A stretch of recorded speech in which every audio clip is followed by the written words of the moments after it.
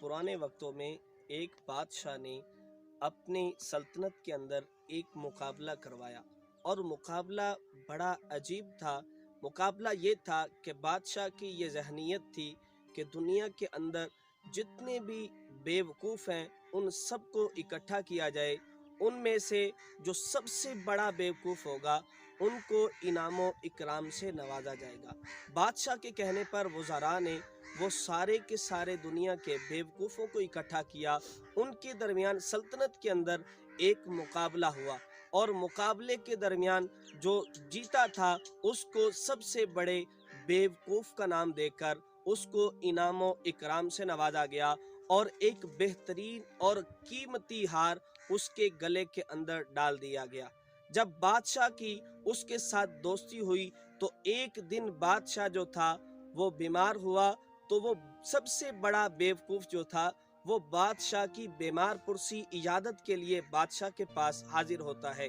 और बादशाह को कहता है कि बादशाह सलामत, आपकी कहाँ की तैयारी है। बादशाह ये कहने लगता है कि ऐ सबसे बड़े बेवकूफ़, मैं एक घर से दूसरे घर की तरफ जा रहा हूँ। तो वो बड़ा बेवकूफ़ ये सवाल करता है, तो आप तो बड़े समझदार, बड़े अक्लमंद बादशाह सलामत कहे जाते हैं और आपका इस नाम से बड़ा चर्चा सुना गया है, तो आपने तो अपने घर के लिए बड़ा इंतजामात किए होंगे और बड़े वहाँ पर गुलाम और वज़ारा आपने मुकर्रर किए होंगे। जब उसकी बात बादशाह ने ये सुनी तो बादशाह हैरान रह गया। बादशाह दरअसल ये दारुल जज़ा की बात कर रहा था, यानी आखिरत के सफ़र की बात कर रहा था, कब्र के सफ़र की बात कर रहा था। उस बड़े बेवकूफ़ ने एक दूसरे मकान को समझा। बादशाह से जब उस बड़े बेवकूफ़ ने ये कहा कि आपने